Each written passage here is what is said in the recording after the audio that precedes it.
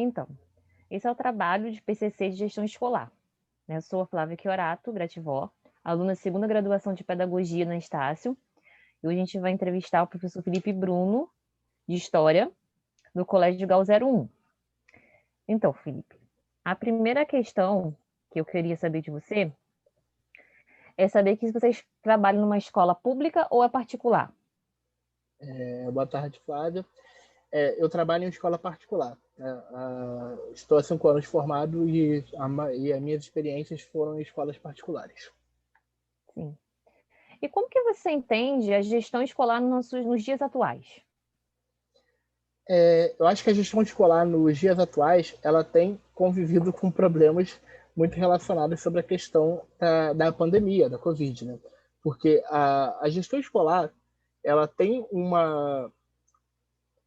um posicionamento que é, no caso, ser o link em relação a os interesses da escola, os interesses dos professores com os dos alunos. E por causa dessa questão do distanciamento, né, esse ano acredito que tenha sido um ano de desafio para a gestão escolar, por animar o aluno, né, trazer o aluno para continuar assistindo às aulas, para continuar presenciando, né, para não fazer com que esse ano seja basicamente perdido. Ele tem uma interação maior com os professores para fazer também com que, através dos recursos tecnológicos, isso, a questão da aula continue sendo possível, certo? E também o link com os pais, né? Em relação a que não desanimem seus filhos, principalmente nessa questão de como estamos muito tempo parados, assim, não no sentido de aula, mas no sentido presencial, para fazer com que os pais fiquem cada vez mais inteirados sobre o desenvolvimento do aluno, principalmente nesse período de pandemia. Então, como você disse, no período de pandemia, então como que consegue ter o engajamento das pessoas que trabalham na sua escola? O engajamento acaba sendo por meio de interação da própria coordenação com o corpo docente, em relação a utilizar as ferramentas tecnológicas possíveis para acompanhamento de aula, para acompanhamento de notas, de trabalhos avaliativos, né? O professor acabou tendo que entrar cada vez mais nessa questão interativa, né? Nessa questão digital, porque a gente estava muito acostumado a ficar mais presencial na questão de sala de aula, né? Aquela questão de chão de escola, coisa do tipo, né? Porém, no caso, o que eu tenho percebido do órgão gestor da escola é isso: fazer um caminho em que torne viável esse ano letivo, desculpa, tornar viável esse ano letivo e também animar, de certa forma, né, encorajar os professores a serem audaciosos, a desenvolverem mais esse campo tecnológico para ter, né, não diria uma prova, mas para ter uma contestação de que, apesar dos problemas, a gente conseguiu desenvolver o conhecimento do aluno, seja qualquer, no caso, a linha dele, ensino fundamental, ensino médio, por aí. Sim. Então, e como que são distribuídas essas ações de planejamento dentro da sua escola, essas ações de planejamento nesse momento, né? Perdão, não entendi. Pode repetir? Como são distribuídas as ações de planejamento? Esse planejamento que estão fazendo agora, essas ações de planejamento, como fosse as provas, enfim, as atividades. Como que está sendo distribuídas essas ações? Então, essas atribuições elas estão sendo divididas pelo corpo docente, né? Então, eu e os outros professores, nós esquematizamos a questão dos anos em relação às provas, né? Cada um fica responsável por um ano, né, por um segmento, por uma turma, e assim a gente vai fazendo o desenvolvimento das aulas, gravando elas, utilizando também recurso para tirar dúvidas em reuniões de conferência, né, como as que a gente está por aqui. E nesse caso, próximo das provas, tem aumento de momentos para tirar dúvida dos alunos, e os alunos fazem as avaliações que a gente monta por meio dos recursos digitais, como Google Formulário, coisas assim desse tipo. A escola coloca para a gente o que deve ser feito, né, em relação à montagem do material, à montagem do vídeo e também de armar os links para fazer com que os alunos tenham a aula ao vivo.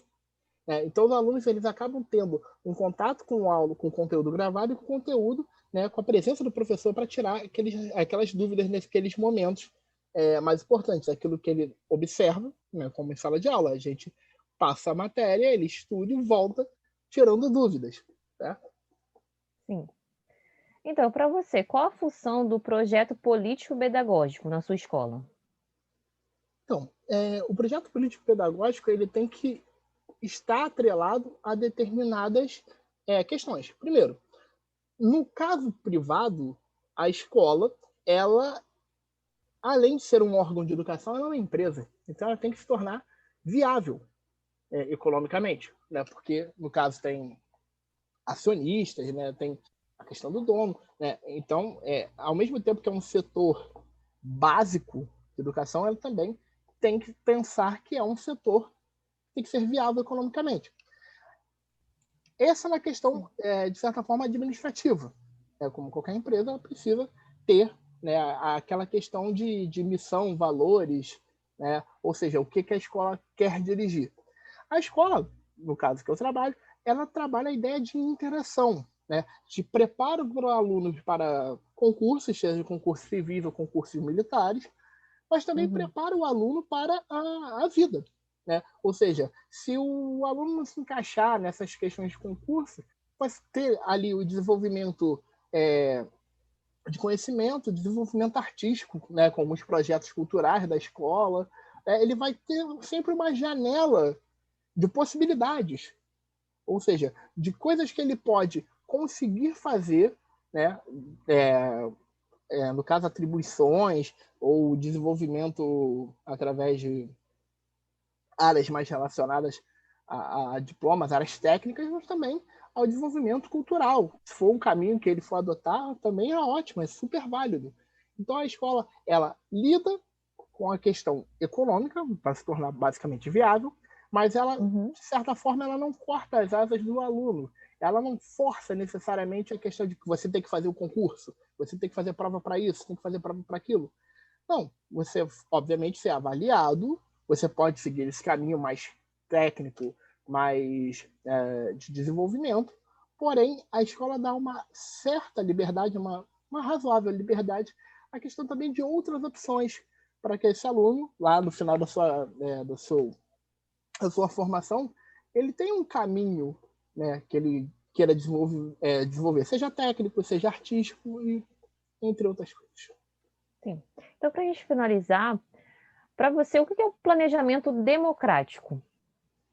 Planejamento democrático seria um planejamento em que envolve as principais vozes dentro de um meio escolar, que no caso é a voz da gestão, a voz da gestão pedagógica, a gestão administrativa da escola também, a voz dos professores, o corpo docente e o corpo discente. Eu acho que é importante, no projeto de formação escolar, ter uma interação dessas três vozes. A gente precisa se ouvir mais. Obviamente, a gente tem, no caso dos meios privados, você precisa de manter aquela empresa, por mais que ela trabalhe com educação, ela é uma empresa, você precisa manter ela viável, então ela vai colocar as suas diretrizes, certo? Aí vai colocar, né, a questão dos seus valores, a questão da missão, do que ela propõe, tá? Os professores, eles estão diretamente ligados com a parte, entre aspas, consumidora, que são os alunos. Então, eles são um canal muito mais próximo do aluno para a coordenação do que a coordenação para o próprio aluno. Né? A gente está ali no meio, na metade dessa pirâmide. E a voz do aluno também é importante. Tipo assim, entender o professor, entender as demandas do professor é completamente importante, é necessário, porque a gente lida, né, não só com as questões administrativas, né, do que é colocado administrativamente, mas também como a gente lida com a parte endereçada, que é a parte do aluno. E os alunos, eles cada vez mais têm voz Eles precisam ter cada vez mais voz para eles entenderem, né, que a educação não é algo chato, que é a questão de questionar por que eu fico tanto tempo na escola. Eles têm que entender que aquilo ali é né, que a escola é um local de expansão, né, de expansão do conhecimento, a expansão do saber, expansão de sonhos e desejos, de anseios, né, daquilo que ele quer para a vida. Então, eu acho que montar, nesse caso, um desenvolvimento, no caso, um planejamento democrático, é completamente importante, porque essas vozes precisam ser ouvidas para que haja harmonia nesse processo educacional. Sim. Então, eu te agradeço, Felipe, pela sua entrevista, pelas suas palavras, ok? Tá bom, muito obrigado, Flávio.